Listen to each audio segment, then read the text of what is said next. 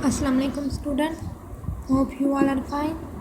Here is our lecture number 12 of class 5 English.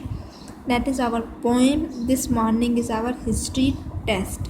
ठीक है, इस सुबह हमारा तारीख़ का टेस्ट है, तारीख़ का इम्तिहान है। इस पोइम की पोइट का नाम की निस्बत है, ठीक है, जो कि बहुत ज़्यादा फ़नी पोइट है, जो कि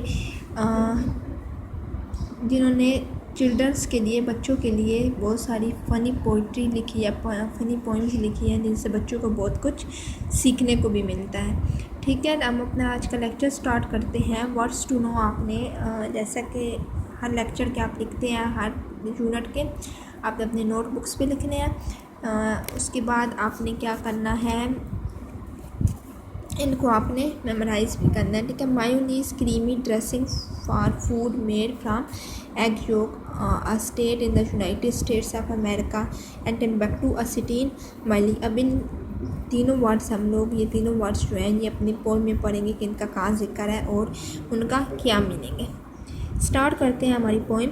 this poem is our this morning is our history test. इस सुबह हमारा तारीख़ का, हिस्ट्री का पेपर टेस्ट था। I have pinned my notes inside my waist. Waist कहते हैं बुनियान को, ठीक है, जो कि शर्ट्स के नीचे पहनते हैं। वो क्या कहता है बच्चा कि मैंने अपने जितने भी नोट्स थे उनको बुनियान के अंदर, बुनियान के साथ पिन अप कर दिया।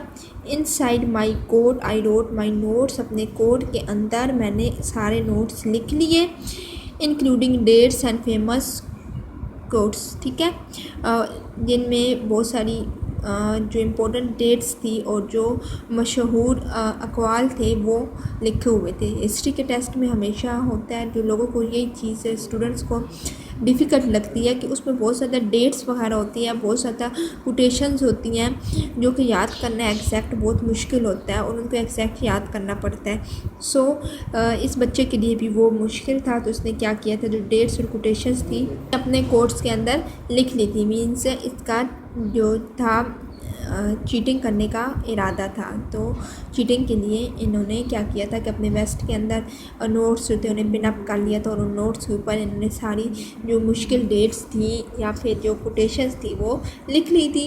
आई have written more upon my hand. मैंने अपने हाथ पर मज़ीद लिखा है। That only I can understand, जिसको सिर्फ मैं ही समझ सकता हूँ। ठीक है, जो सिर्फ मैं ही समझ सकता हूँ। मीन्स वो इस तरह से लिखा गया है, इस राइटिंग में लिखा गया है, इतना छोटा लिखा गया है कि जिसको सिर्फ वो ही समझ सकता है और दूसरा लिख के देखने वाला नहीं समझ सकता। That only I can understand, जिसको सिर्फ मैं ही समझ सकता हूँ। And in my socks and sleeves I stop, और मैंने अपनी जुराबों और आस्तीनों में किया। ठीक है, जो उसने लिखा था वो उसने अपने जुराबों और आस्तीनों में छुपा दिया। माई स्क्रिबल नोट्स इन सीक्रेट कोड, मेरे खुफिया कोड में लिखे हुए नोट्स। ठीक है, इसने सॉक्स और स्लीव्स में क्या चीज़ छुपा दी थी, वो इसके जो लिखे हुए खुफिया जो नोट्स थे वो, जिनके सिर्फ यही समझ सकता है। सीक्रेट कोड मतलब इस तरह इसने वर्ड्स में लिखे थे, हाफ हाफ लिखे हुए थे कि जिनको सिर्फ यही समझ सकता था। अक्सर आप स्टूडेंट्स जो हैं वो जो चीटिंग का जब सोचते हैं तो इस तरह से करते हैं कि वो पकड़े भी ना जाएं, और अगर बाई चांस हो गया ऐसा तो किसी को समझ ना आए कि वो लिखा हुआ क्या है। सो वो क्या करते हैं कि जस्ट थोड़ा थोड़ा हिंट लिखते हैं, थोड़े खुफिया सीक्रेट कोड लिखते हैं, जिनसे वो समझ सकते हैं कि उन्होंने क्या लिखा है। I have written down so many names, मैंने बहुत सारे नाम लिख दिए हैं। Of winners of Olympic games, Olympic खेलों के फातिहीन के। Of buildings people places too, अमारात लोगों और जगहों के भी। फ्राम टीनेसिस टू टिम्बक्टू, ठीक है,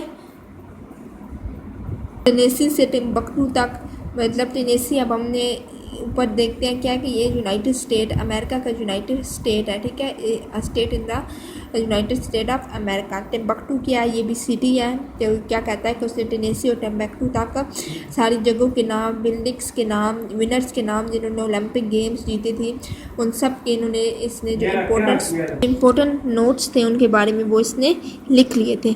आई even copy down a piece, मैंने एक टुकड़ा भी कॉपी कर लिया, मतलब उसने एक टुकड़ा तक नहीं छोड़ा, सारा कुछ कॉपी कर लिया। An ancient Rome and ancient Greece, कदीम रोम और कदीम यूनान पर उसने क्या किया कि अब कदीम रोम और कदीम यूनान पर भी उसने एक टुकड़ा, एक छोटा सा पीस जो है वो कॉपी कर लिया, लिख लिया। Plus everything from Shakespeare's play, ने शेक्सपियर के ड्रामों से भी सब कुछ।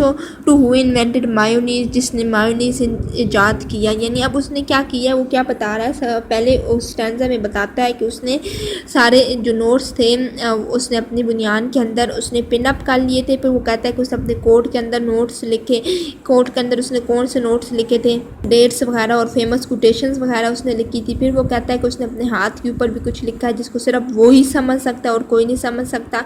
फिर वो कहता है कि उसने ऐसे सीक्रेट कोड्स लिखे हैं अपने सॉक्स और स्लीव के अंदर जिनको छुपाया है, जिनको सिर्फ वो ही समझ सकता है। अब नेक्स्ट स्टैंजा में वो कहता है कि उसने सारे नेम्स लिख लिए हैं उन विनर्स के जो ओलंपिक गेम्स में जीते हैं। फिर उसने सारी मशहूर जगहों के, मशहूर लोगों के, मशहूर बिल्डिंग्स के, टेनेसी टू टिम्बकटू तक जितने भी थे उसने सब कुछ लिख लिया। फिर वो कहता है कि उसने एक हिस्सा, एक टुकड़ा जो है वो कदीम रोम और कदीम जो है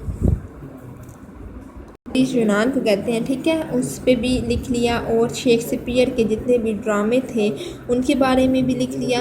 और जो जिसने मायोनीज जिसने ईजाद किया उसके भी, यानी जितने बेसिक क्वेश्चंस थे उसने वो नोट डाउन कर लिए थे ताकि वो उससे देखकर चीटिंग कर सके।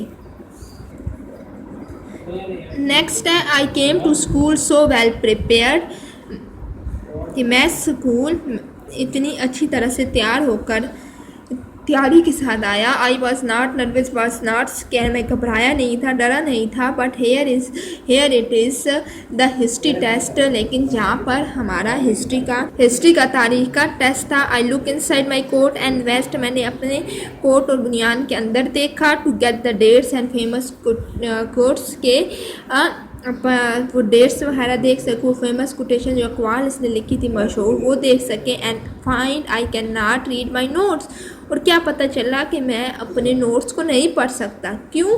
सो much for Shakespeare, Greece and Rome, ठीक है, बहुत कुछ था शेक्सपियर के बारे में, ग्रीस के बारे में और रूम के बारे में, यानी कि उसके पेपर में इनके बारे में बहुत कुछ था जो कि उसने अपने नोट्स में लिखा हुआ था। लेकिन क्या हुआ कि वो अपने नोट्स नहीं पढ़ सका। क्यों नहीं पढ़ सका? I left my glasses back at home, क्योंकि मैं अपनी ग्लासेस अपनी एन के घर भूल आया था। सो उसने जो लिखा था अपने हाथों से छोटा छोटा करके, जिसको सिर्फ वो ही समझ सके और कोई ना समझ सके, वो खुद भी उसको समझने से कासिर था। क्यों? क्योंकि उसे कुछ नज़र नहीं आ रहा था, वो बहुत बारीक छोटा लिखा हुआ था और वो अपनी ग्लासेस जो थे वो घर छोड़ आया था। सो ये है पॉइंट जो कि बहुत फ़नी है स्टूडेंट्स के बारे में कि स्टूडेंट चीटिंग के लिए क्या कुछ करते हैं। इतनी वो मेहनत नहीं करते जितने वो चीटिंग पे मेहनत कर लेते हैं। जितना इन्होंने नोट बनाने में टाइम लगाया था, लिखा था, इतना अगर ये प्रिपेयर कर लेते तो इनका अच्छा हो जाता है पेपर। और दूसरा क्या है कि देखिए उन्होंने चीटिंग का सोचा है तो उनको सिला क्या मिल रहा है कि वो फिर भी इतना कुछ करने के बावजूद भी वो पेपर नहीं लिख पाए, ठीक है, वो चीटिंग नहीं कर पाए। हालांकि सब कुछ पेपर में वहीं से आया हुआ था। क्यों? क्योंकि वो अपनी ग्लासेस घर भूल आए थे। तो ये जस्ट एक सबक है कि आप जितना मर्जी कर लें आप कभी कामयाब नहीं हो सकते, ठीक है। सो आपको अपनी मेहनत से ही सारे काम करने, आपको अपनी मेहनत करनी है, पढ़ाई करनी है, देन ही आप अच्छे मार्क्स लेके अच्छे नंबर से पास हो जाएंगे। चीटिंग तो आप कर लेंगे बट आप कामयाब कभी ज़िंदगी में नहीं हो सकेंगे, ठीक है। इनके पोइट का नाम है किन्निस्बेट। अबाउट द पोइट के बारे में पढ़ते हैं क्या है। Kenn Nesbitt writes humorous poets for children, के ये बच्चों के लिए मज़ाहिया नज़में लिखते हैं। He is an American and was born in 1962, American है और कहाँ पैदा हुए 1962 में। सो ये थी हमारी आज का लेक्चर। जो हमने पोएम के बारे में पढ़ा, पोएम की रीडिंग की। इजी है, कोई मुश्किल वर्डिंग इसमें नहीं है, बहुत ज़्यादा इजी है। स्टूडेंट के बारे में बताया हुआ है कि वो किस तरह से चीटिंग करता है और फिर उसके साथ क्या होता है। ठीक है, सो होप आपको आज का लेक्चर क्लियर होगा। नेक्स्ट इंशाल्लाह नेक्स्ट लेक्चर में हम इस एक्सरसाइज सॉल्व करेंगे। तब तक के लिए टेक केयर, अल्लाह हाफिज़।